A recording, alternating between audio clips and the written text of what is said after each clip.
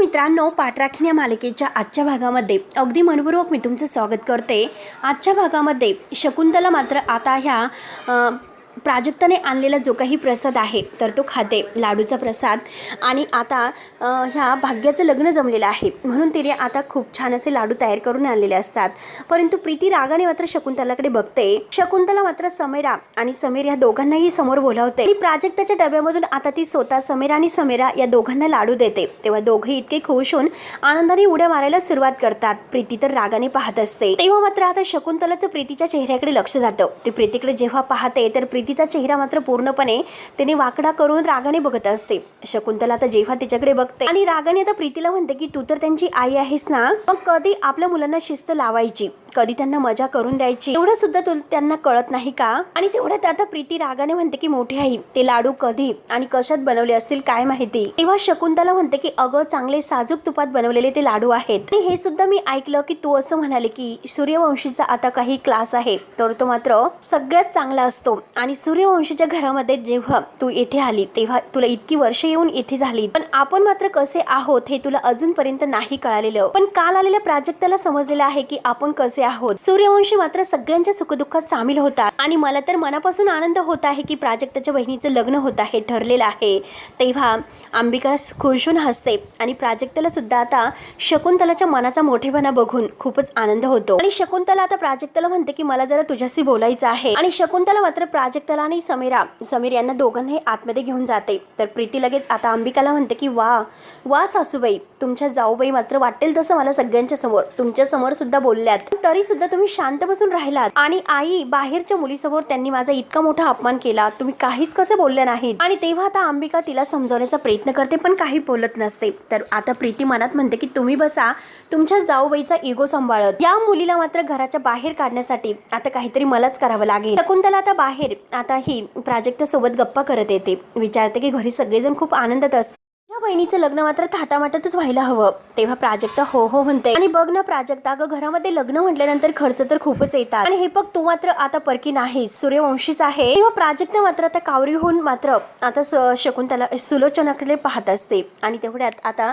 सुलोचना म्हणते की अगं आय मीन म्हणजे हे बघ तू आता परकी नाहीस म्हणजे सूर्यवंशीच्या घरामध्ये तू आता येते जाते, त्यामुळे आता मात्र तू हक्काने येथे येत जा, तुला काही जरी लागले तरी सुद्धा मला सांगत जा। तेव्हा आता प्राजक्ता खुशात फक्त मान डोलावते की हो म्हणून आणि कसला तरी ती विचार करत असते। त्यानंतर मात्र इकडे वैद्यभवनच्या घरी आता गुरुजी आलेले आहेत। तेव्हा आता वैद्यभव मात्र चारूला आवाज देतात की चारू, अगं गुरुजी आलेले आहेत, येतेस ना?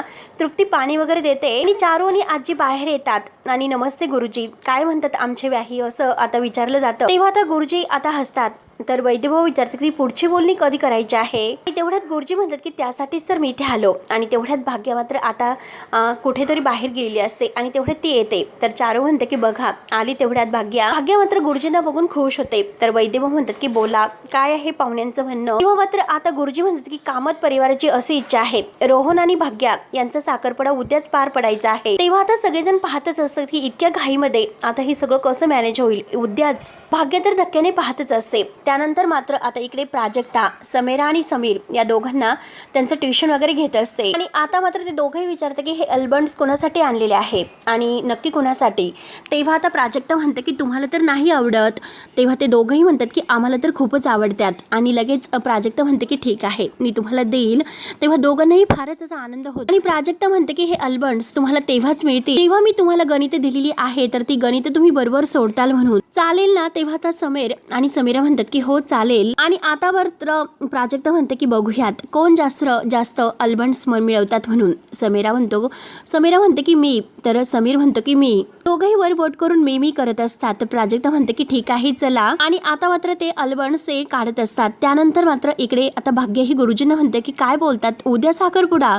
गुरुजी म्हणतात की हो उद्या साखरपुडा आणि एका आठवड्यात लग्न। भाग्य म्हणते की आठवड्याभरात लग्न म्हणजे एका आठवड्यात मी सासरी जाणार सुद्धा, आणि आई कसं शक्य आहे? तेव्हा आता गुरुजी म्हणतात की हे बघा कसं आहे, लग्नानंतर मात्र मुलाला बँगलोर जाऊन सेटल व्हायचं आहे। आणि तेवढ्यात तृप्ती म्हणते की बँगलोर, अरे बापरे, मज्जा आहे भाग्याची. त्यानंतर चारू विचारते की त्यांच्या अजून काही अपेक्षा असतील तर ते सुद्धा सांगा, म्हणजे कसं की आम्हाला विचार करता येईल. तेव्हा आजी लगेच म्हणते की भाग्य अगं आता वेळ वाया घालून नाही चालणार. चल उद्या साखरपुडा आहे, आपल्याला तयारीला लागावं लागेल. चल लवकरात लवकर बरं आपण तयारीला लागू. भाग्य म्हणते की अगं पण आजी म्हणते की अगं तू ग नकोय आता, ऐक बरं तू माझं लगेच तयारीला लागूयात. म्हणजे आपल्या कमरेला जे काही पॉकेट ठेवलेलं असतं पैशाचं ते बाहेर काढते आणि तिला काही पैसे देते आणि म्हणते की जा लवकरात लवकर खरेदी करून ये. तेव्हा लगेच भाग्य म्हणते की मी एकटी. आजी म्हणते की अगं आम्ही सगळे आता गडबडीत आहोत, प्रत्येकाला आता काहीतरी तयारी करावी लागेल. मग तू सांग बरं कोण येईल तुझ्यासोबत आणि एकटीच जा. आणि हे बघ आत्ताच नाही, आता मात्र तू प्राजक्ताची वाट बघत बसू नकोस, निघ बरं आत्ताच्या आत्ता, लगेच तयारीला लाग. भाग्य नाही करत असते पण आजी तिच्या हाताला धरते आणि जा जा असं म्हणते. माझा ऐक जा बरं, मी तुला सांगते ना, म्हणून आजी आता भाग्याला बळजबरीने काढून देते. त्यानंतर मात्र आता ही प्रीती आउट हाऊसकडे येते,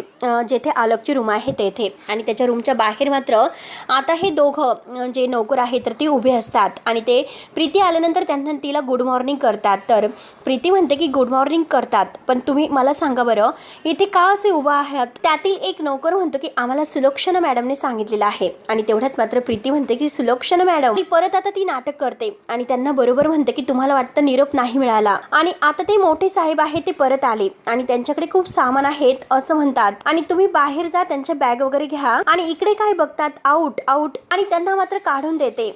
आणि आता मात्र काहीतरी तिचा प्लॅन असतो. ती मात्र दरवाजा वाजवते. आलोक आतमध्ये पेंटिंग काढत असतो आणि विचारतो की कोण आहे. आणि तेवढ्यात प्रीती आता दरवाजा उघडते आणि गुड मॉर्निंग करत मात्र आता आतमध्ये येते आणि गुड मॉर्निंग आलोक भाऊजी, अगदी खुश असल्याचं आणि खूप खूप गोड बोलण्याचं नाटक करते आणि म्हणते की सॉरी बरं का मी तुम्हाला असं डिस्टर्ब करत आहे, म्हणजे मला सांगा तुम्हाला पेंटिंग्स नको आहेत का. तेव्हा आता आलोक म्हणतो की मला हवे आहेत. तर लगेच आता ही प्रीती म्हणते की मोठ्या आईंना तुम्ही काही सांगायला जाऊ नका, पण आपल्या बंगल्यामध्ये साफसफाई करायला घेतलेली आहे आणि त्या साफसफाईत मात्र मोठ्या आईंनी तुमचे काही पेंटिंग्स आहेत ना ते कचऱ्यात काढलेले आहेत असं खोटं बोलते. एकदम आलोक कसा रागवेल आणि मोठ्या आईला बोलेल असं काहीतरी तो काहीतरी करेल. तेव्हा आता हे जे काही तो ऐकतो तेव्हा आता खरंच त्याला इतका तो रिॲक्ट होतो, त्याला खूपच राग येतो आणि जोरात मात्र तो आता सुलक्षणा असं म्हणतो आणि रागाने बाहेर येतो. आणि प्रीतीला खूपच आनंद होतो. ती आता खुशच म्हणते की आता खरी मजा येणार आहे. तेव्हा आता आजी आतमध्ये येते आणि आता आजी ही गुरुजींना म्हणते की बोला आता भाग्य गेलेली आहे, कारण मोठ्यांच्या आपल्या बोलण्यामध्ये तिला नकोय, तिला हे सर्व कळायला नकोय, म्हणून ती आता गुरुजींना विचारायला सुरुवात करते. सगळेजण आता ऐकत असतात की नक्की त्यांची काय मागणी असेल. तेव्हा आता गुरुजी म्हणतात की फार काही त्यांच्या अपेक्षा नाही, पण मुलीच्या अंगावर कमीत कमी 10 तोळे सोनं हवं आहे. तेव्हा आता हे ऐकून मात्र आता वैद्यबुवा, चारू आणि आजी यांचे तर होश उडतात. गुरुजी पुढे म्हणतात मुलाच्या अंगावर म्हणजे गळ्यामध्ये घालायला साखरपुड्यासाठी सोन्याची चैन. आता तृप्तीला तर मात्र हसायला येत असतं ह्या सगळ्या मागण्या ऐकून. आणि लग्न झाल्यानंतर बेडरूम मध्ये एसी, घरासाठी फ्रीज आणि डबल बेड, गादी आणि मायक्रोवेव्ह. आणि म्हणजे हे लग्न झाल्यानंतर आता भाग्यश्रीला जेवण गरम करायला त्रास नकोय. आणि तेवढ्यात तृप्ती मात्र हसते आणि म्हणते की बस एवढंच. आणि वॉशिंग मशीन सुद्धा हवी आहे. शेवटी त्यांनी भाग्यश्रीचा विचार केलेला आहे आणि बाकी म्हणजे मुलाला नवीन गाडी घ्यायला हवी असं ते म्हणतात. तेव्हा हे ऐकून आता सगळेजण शॉक होतात, परंतु आता मात्र जे काही ही तृप्ती आहे तिला तर खूपच आनंद होतो. त्यानंतर इकडे प्राजक्ताने आता समीर आणि समीरा या दोघांना जे काही दिलेलं असतं काम, 2 नंबर ऍड करताना मात्र हाताच्या बोटावर ते नंबर ऍड करायचे आणि त्यांच्याकडून गणित सोडून घेत असते आणि म्हणते की ठीक आहे तुम्ही एकदम बरोबर गणित सोडवा, तोपर्यंत मी पाणी घेऊन येते. आणि तुम्हाला पाणी हवं आहे का असं विचारते. ते दोघं फक्त मान डोलावून नाही म्हणतात. तर प्राजक्ता म्हणते की ठीक आहे मी आले. आणि प्राजक्ता मात्र आपली पाण्याची बॉटल घेऊन पाणी आणायला निघते. त्यानंतर इकडे वैद्यबुवा गुरुजींना म्हणतात की आजच्या काळामध्ये त्यांनी इतक्या मोठ्या अपेक्षा कशा ठेवल्यात, एकदा त्यांच्याशी बोलायला हवं. तेव्हा आता गुरुजी म्हणतात की कशाला बोलायचं, आणि खरं म्हणजे तर आताही मी बोलायला नको पण बोलतोय. आणि तसंही भाग्यश्रीचं लग्न आहे तर ते खूप प्रयत्नानंतर जुळलेलं आहे याची तुम्हाला सुद्धा कल्पना असेल, नाहीतर भाग्यश्रीचं लग्न इतक्या सहजासहजी जुळलं नसतं. त्यामुळे बघा आणि विचार करा. आणि तेवढ्यात मात्र आता चारू म्हणते की हो त्यांच्या सगळ्या काही अपेक्षा पूर्ण होतील, आम्ही सगळी सोय करू. तेव्हा वैद्यभाऊ मात्र चारूकडे पाहत असतात आणि चारू आता आपल्या मुलीच्या लग्नासाठी सगळं काही करायला तयार होते. माझ्या मुलीचं लग्न आहे, काही कमी पडायला नकोय असं म्हणते. तर गुरुजी म्हणतात की हे कसं, आता तुम्ही अगदी समजदार असल्यासारखं बोललात. आता सगळेजण चारूकडे बघत असतात, परंतु तृप्ती मात्र खूपच हसत असते, तिला खूप आनंद होतोय. परंतु वैद्यभावांना मात्र खूप टेन्शन येतं, कारण पैसे नसताना इतकं सगळं काही मागण्या कशा पूर्ण करायच्यात आणि हे तर कसे तयार झालेत हा प्रश्न त्यांना पडतो. त्यानंतर आता इकडे समीर आणि समीरा दोघे गणित सोडवत असतात. समीरा म्हणते की किती डिफिकल्ट आहे, तर समीर म्हणतो की हो माझं पण. आणि त्या दोघांचं मात्र आता गणित एकमेकांना सुरू असतं विचारायचं काम. आणि तेवढ्यात मात्र आलोक तेथे येतो आणि तेवढ्यात मात्र आता तो त्या गणिताचं परफेक्ट उत्तर उत्तर देतो आणि म्हणतो की करेक्ट आहे, लिहून टाका. आणि तेवढ्याच समीरा मात्र समीरला म्हणते की अरे मम्माने तर आता ह्या काकाशी कट्टी करायला सांगितलेली आहे, बोलायचं नाही असं सांगितलेलं आहे. तेव्हा समीर म्हणतो की हो. तर आलोक हे सर्व ऐकतो आणि आता मात्र तो सर्व काही ऐकतो. तर आता हे दोघं खाली मान घालतात. तर आलोक मात्र मनात विचार करतो की साफसफाई सुद्धा सुरू नाही आणि माझ्या पेंटिंग सुद्धा बाहेर काढल्या गेलेल्या नाही, तर प्रीती बहिणी माझ्याशी खोटं बोलली हे त्याच्या लक्षात येते आणि तो स्वतःला हे सर्व काही मनात म्हणतो आणि बरोबर तो आता प्रीतीला चांगला धडा शिकवायचं ठरवतो. नंतर मात्र इकडे आता सुलोक्षणा ही सगुणाला विचारतात असते की प्राजक्ताच्या भावाचं नाव काय आहे. तेव्हा सगुणा म्हणते की कौस्तुभ आणि सुलोक्षणा म्हणते की त्याला मात्र जुगाराच्या नादी लावायचं, दिवस रात्री त्याने पैसे उडवले पाहिजे अशी काहीतरी सोय करा. तेव्हा सगुणा म्हणते की ठीक आहे मॅडम. आणि सगुणा एक गोष्ट लक्षात ठेवायची, भाग्यश्रीचं लग्न माझ्या मदतीशिवाय झालंच नाही पाहिजे आणि बाकी तर तुला माहितीच असेल काय करायचं आहे. तेव्हा आता सगुणा म्हणते की हो मॅडम, मी सगळं काही व्यवस्था करते. त्यानंतर मात्र आलोक आता समीरा आणि समीर या दोघांच्याही गणित अगदी फास्टमध्ये सोडवत असतो, एकदम परफेक्ट.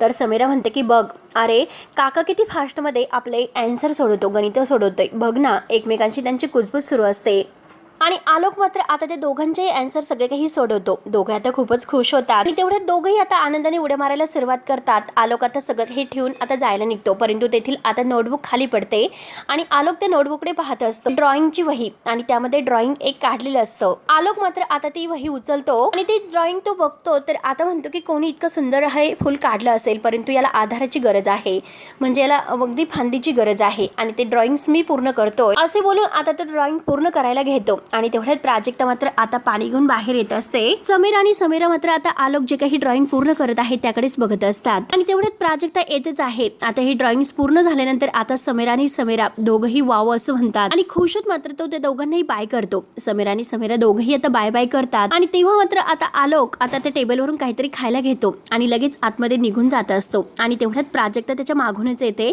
मध्ये फक्त एक गेट असतो, दरवाजा, आणि आता प्राजक्ता त्याच्या मागे असते आणि आलोक मात्र तिथून आता मध्ये निघून जातो. आणि आता प्राजक्ता ही दोघांच्या जवळ येते आणि झाली का गणित सॉल्व्ह करून असं विचारते. तेव्हा तर दोघंही म्हणतं की हो आणि हे बघा, आणि ते सगळे गणित मात्र सोडवलेले आता दोघंही दाखवतात. प्राजक्ता खुश होते आणि सगळे काही आन्सर बरोबर आहे असं म्हणते आणि व्हेरी गुड. आणि ठरल्याप्रमाणे आता हे सगळे काही अल्बन्स आहे तर ते तुमचे, म्हणून ती वाटी आता ते सगळ्यांना देते, म्हणजे त्या दोघांना. आणि तेवढ्यात मात्र आता ते जे काही ड्रॉइंग्स आहेत आलोकने पूर्ण केलेलं तर त्याकडे बघते आणि म्हणते की हे ड्रॉइंग कोणी पूर्ण केलं. तेव्हा आता समीरा म्हणते की हे तर त्या चिक्कू काकाने केलेलं आहे. तेव्हा आता प्राजक्ता बघतच असते आणि विचार करत असते. त्यानंतर इकडे भाग्य मात्र शॉपिंग करायला आले असते साखरपुड्यासाठी. तिला मात्र आता मस्त असा ड्रेस घ्यायचा असतो आणि ते लेहंगे मात्र ती पाहते आणि म्हणते की ॲक्च्युली दोन्हीही छान आहेत, परंतु आता नक्की कोणता घ्यावा तेच मला नाही कळत. आणि त्या दुकानदाराला म्हणते की तुमचा फोन देतात का, मी माझ्या बहिणीला प्राजक्ताला विचारते नक्की कोणता घेऊ म्हणून. तेव्हा तो दुकानदार खुश होत मात्र तो फोन देतो. तेव्हा ती मोबाईल घेऊन आणि प्राजक्ताला फोन करते, परंतु प्राजक्ताचा फोन आहे तर तो मात्र भाग्याच्याच बॅगमध्ये असतो आणि तेथे तो मोबाईल वाजतो. तिचे लक्ष देते आणि ती मात्र बॅगमधून आपला मोबाईल काढते आणि म्हणते की हे घ्या. आता मात्र मी किती, म्हणजे प्राजू सुद्धा किती माठी आहे, तिने फोन तर माझ्याच जवळ ठेवून गेलेली आहे. तेव्हा तो दुकानदार विचारतो की मॅडम तुम्ही आज एकट्याच आल्यात, तर भाग्य म्हणते की हो ना, आणि नेमकं प्राजू नाही आली. आणि हे बघ प्राजू, आज मात्र साखरपुड्याचे हे सगळं काही सामान घेताना तू माझ्यासोबत असायला हवी होती आणि मी तुला खरंच खूप मिस करत आहे. आणि तेवढ्यात मात्र आता त्यांचा मागं जो काही आता एक प्लॅन ठरलेला असतो, तेव्हा आता दोघे एकत्र असतात आणि तो किस्सा मात्र आता भाग्याला आठवतो. कारण जेव्हा आता दोघे रूममध्ये असतात, आता भाग्य ही मोबाईल पाहत असते. राजू तिला म्हणते की भाग्य ऐक ना, तुझ्या लग्नात आणि साखरपुड्यात मध्ये आपण सारखे सेम ड्रेस घालायला घेऊयात. आणि त्याला ते काय म्हणतात, तर भाग्य म्हणते की ट्विनिंग करूयात. प्राजक्ता म्हणते की हो ट्विनिंग करूयात. आणि तिला आता हे सर्व आठवते आणि हे सर्व आठवल्यानंतर भाग्य लगेच म्हणते की तुम्ही एक काम करा, हे दोन्ही लेंगे पॅक करा, म्हणजे ती प्राजक्तासाठी सुद्धा एक घेते आणि तिच्या सुद्धा साठी. तेव्हा आता तो दुकानदार म्हणतो की बरं ठीक आहे. त्यानंतर मात्र इकडे प्रीती अजूनपर्यंत आलोकच्या गेट हाऊस मध्येच असते, गेस्ट हाऊस मध्ये.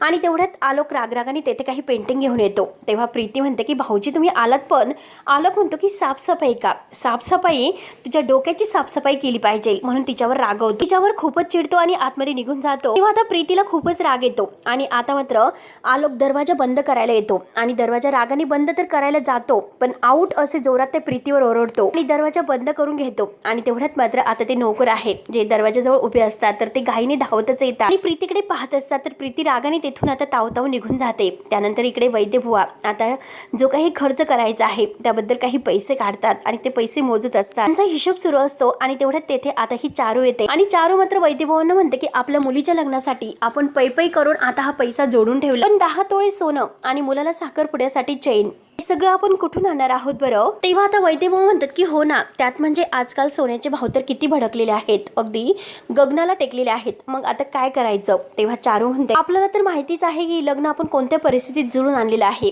भाग्याचं जमत नव्हतं, कसं तरी आता हे लग्न जुळवलं म्हणून तिच्या डोळ्यात पाणी येते, तिला टेन्शन येते. वैद्यभाऊ म्हणतात की हे बघ चारू, तू जरा शांत हो. आणि तेवढ्यात कौस्तुभ तेथे येतो. आता वैद्यभाऊ म्हणतात की वेळेवर आला आणि म्हणतात की कौस्तुभ, अरे तुझ्याशी जरा बोलायचं होतं. तेव्हा आता कौस्तुभ म्हणतो की हो ना बाबा, बोला ना, काय बोलायचं होतं. तेव्हा आता लगेच वैद्यभाऊ विचारतात की अरे काही नाही, आपल्या भाग्याच्या लग्नामध्ये तुझ्याकडून काही मदत होईल का असं विचारतात. म्हणजे हे बघ, अरे आम्ही पैसे जमवलेले आहेत परंतु तेवढ्याने नाही भागणार, पण मी नंतर मात्र परतफेड करेल. तेव्हा आता कौस्तुभ म्हणतो आणि तो बाबांचा हात धरतो आणि म्हणतो की बाबा हे बघा मी करतो, फक्त तुम्ही काय करायचं आहे ते सांगा. वैद्यभाऊ म्हणतात की अरे जास्त नाही, साखरपुड्यामध्ये त्यांनी चैन मागितलेली आहे, तुझ्याकडून फक्त तेवढं चैनचं होईल का. तेव्हा आता कौस्तुभ म्हणतो की हो बाबा मी करतो काहीतरी. तेवढ्यात मात्र तृप्ती दाराशी उभं राहून हे सर्व ऐकते आणि रागरागाने बाहेर येता कौस्तुभ जेव्हा येतो त्याचा हात धरते आणि त्याला बाजूला ओढते आणि त्याला रागाने म्हणते की काय चाललं होतं आतमध्ये, सगळं काही मी ऐकलेलं आहे. आणि हे बघ कौस्तुभ, अजिबात तू मदत करायची नाही असं म्हणते. आणि काय रे, तुझ्याकडे आहेत की इतके पैसे मदत करण्यासाठी, आणि आला मोठा कुठे सोन्याची चैन करायला, आणि कसे मॅनेज करायचे ते पैसे.